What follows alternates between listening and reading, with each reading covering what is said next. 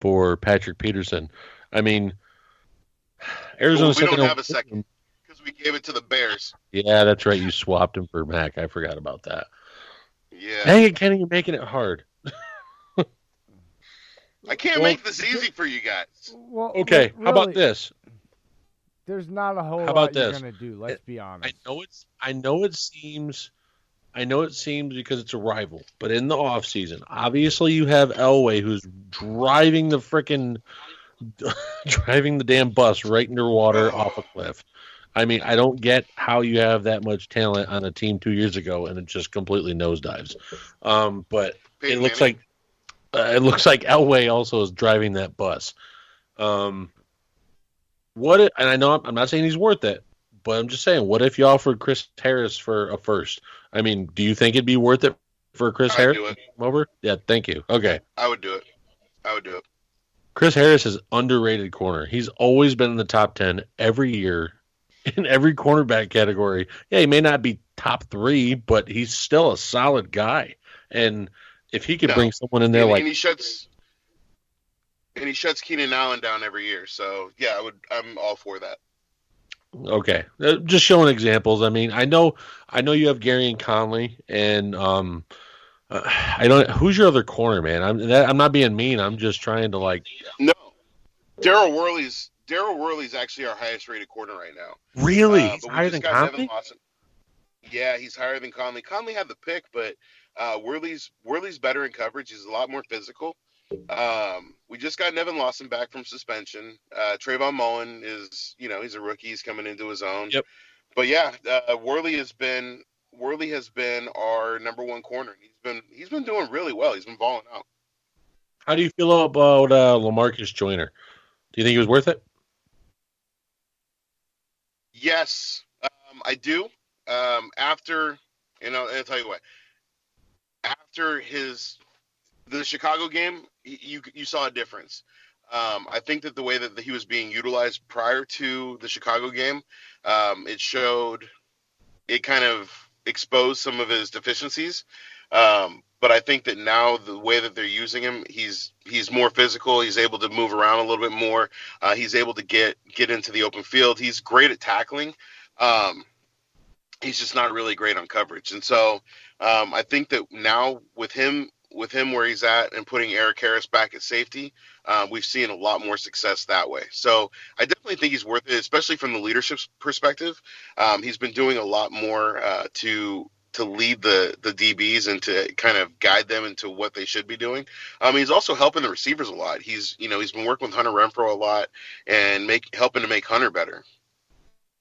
Yeah, you know what? Hunter Renfro, me and Jay have a joke. He's like the 19th seasoned out of Clemson. He looks so old, yet he's so young. I don't get it. But Yeah. he always had production at Clemson, and I thought he was going to come straight in, be a slot receiver for y'all, and just kind of run with it. And I'm like, man, it's like he's trying. I just thought he would catch it more because being in Dabo Sweeney's system, it's a complex system for an offense in college. So I just thought he would Yeah. have. I just thought he would have been able to pick up on Gruden's system a little bit more. Well, and I think the other thing that's a little disheartening right now is that Hunter coming out, he caught everything, Ah. and he's been having some issues with drops, and I think that's one of the biggest issues is that his nickname was Third and Renfro, and so you think that on third down, 3rd and 10, you throw it to Hunter, he's going to get it, and unfortunately he's had some key drops that have taken him out of favor of Carr, and has put the ball into Waller's hands a little bit more. Yeah, and God, what a surprise for y'all. Waller coming out. I mean, you knew what you had in training camp, but I mean, the rest of the league, he took it by storm. And that first game against Denver set the tone for the whole season for him. Yeah, And I'm so happy you guys signed him to an extension. He deserved it. I'm so happy y'all did that. me too. It's one of the feel good stories of the league, and from where he came from to what he went through to his suspension and drug addiction and everything that he's dealt with. I think that it's just a great redemption story, and I wish this guy nothing but the most success. He's a class act. He's a hell of a player, hell of a teammate. Fan favorite. And we've got him for a few more years. So I'm glad that we locked him down, and he's going to be a key piece of this offense for the future. Well, there's one question I got to ask, and I saw who was in town today. Charles Woodson stopped in Green Bay, went to the locker room, visited the Packers. I know he wants to be here because it's both of his teams, man. I mean, he played for both and was for a good bit for both. So, I mean, I'm sure he's probably torn for like who to root for, but Oakland has got the team who drafted him, went back, and he went back home, retired with him. I I want him to root for the Packers, but I mean, it's just good to see a guy who came in for both teams and produced for both teams, and he's going to be there. I mean, it's just going to be exciting seeing him there because, I mean, I miss Woodson on the field so much.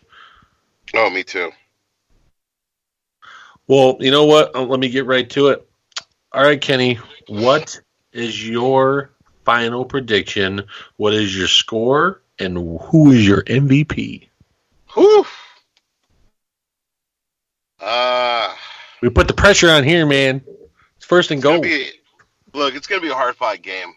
I think with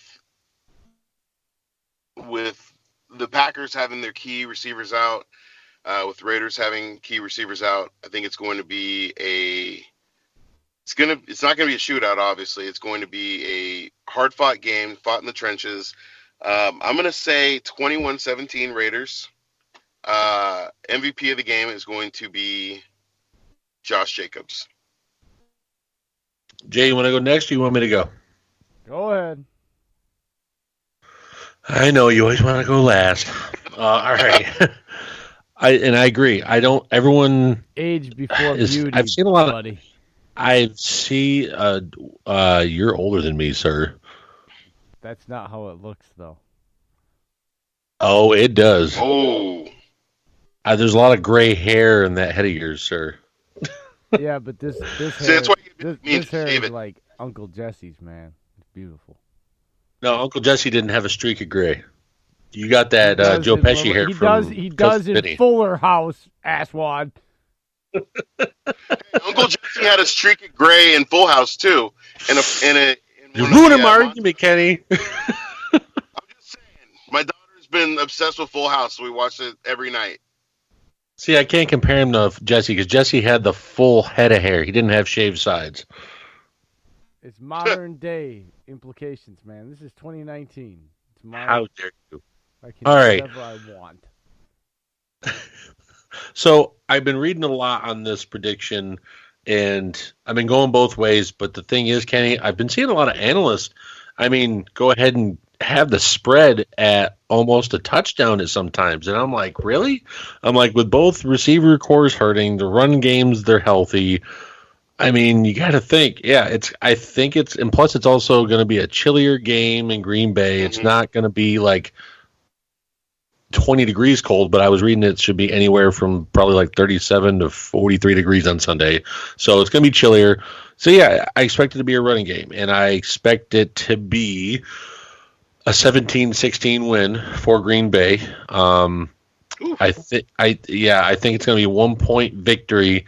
After watching the past couple weeks and games this year, it looks like Green Bay is good at gutting out that last final drive and kind of moving along.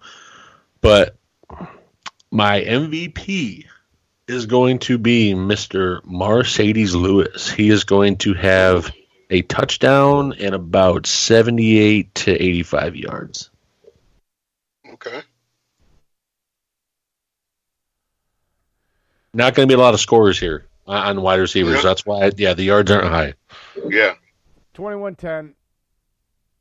God damn. MVP is obviously going to be Alan Lazard because he's going to be the guy. Oh, the Lazard King. All the play action passes for a 125, 2 tutties, and Aaron Jones is going to have 115 in a tutty. They will be on the field. They will have control of the ball for 38 minutes. Man, Raiders defense, put some respect on it. Come on, man. I know. Come on, man. They're at home, and they have the one thing that the rest of the league doesn't have, Aaron Rodgers and his The refs. Nope. Dude. The refs gave the Lions 7 points, so they shouldn't even have had to worry about it at the end of the game anyway. Actually, Kenny, I want to ask you about that. Plain, like we can all stop all that now. Kenny, I want to ask you about that. What is your true feeling about? Hearing about it from everybody. Kenny, what is your true opinion of Monday night of Detroit Green Bay? I think that and I'm not just going to say about Monday night, but I'm going to say about the officiating in the league as a whole has been atrocious. Agreed. I think that, some of these calls that they're making are absolute crap. They're calling some things, they're not calling other things. In a full spectrum of everything from suspensions and everything, it's been atrocious. It's been some of the worst. It gets worse every year. Yeah, I agree. And especially, you know what? College football has a pretty good referee system out there and replay system. And the rules, I don't know why the NFL doesn't adopt it. It works. It gets games going. It doesn't hold up with this review crap every single play.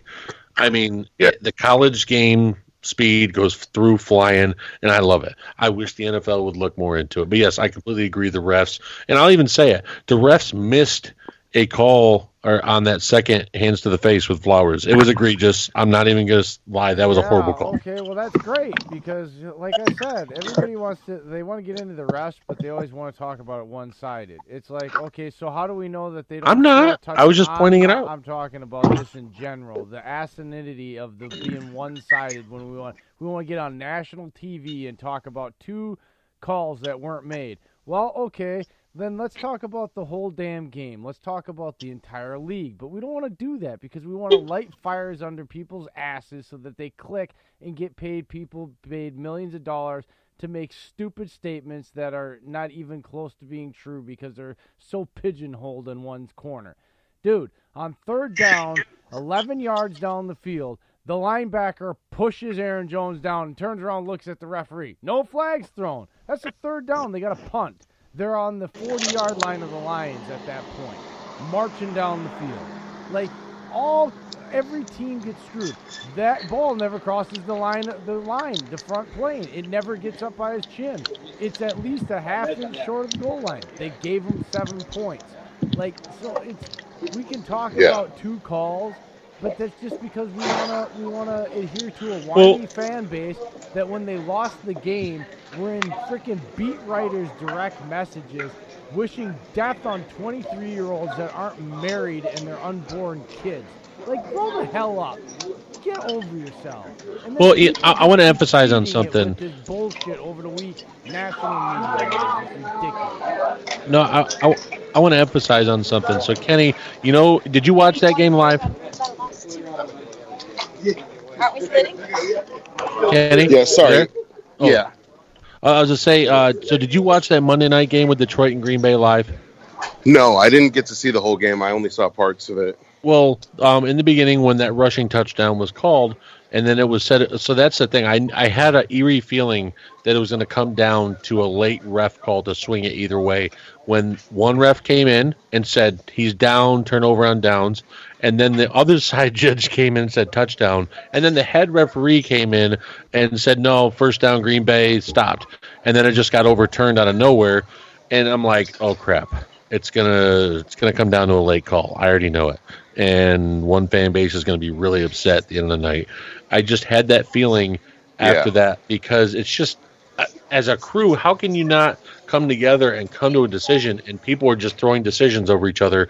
And it's exactly what you said. There needs to be a standard. There needs to be refocus on this, especially with the tools we have at hand. But no, Kenny, you know what, man? We appreciate you coming on tonight and talking about Packers and Raiders and the history of it and the respect of both fan bases. I mean, this is a really underrated game, and I think NFL is going to really reflect on this and be like, why wasn't this a 4 o'clock game or 8 o'clock game? Yeah, exactly. No, I appreciate you guys having me on.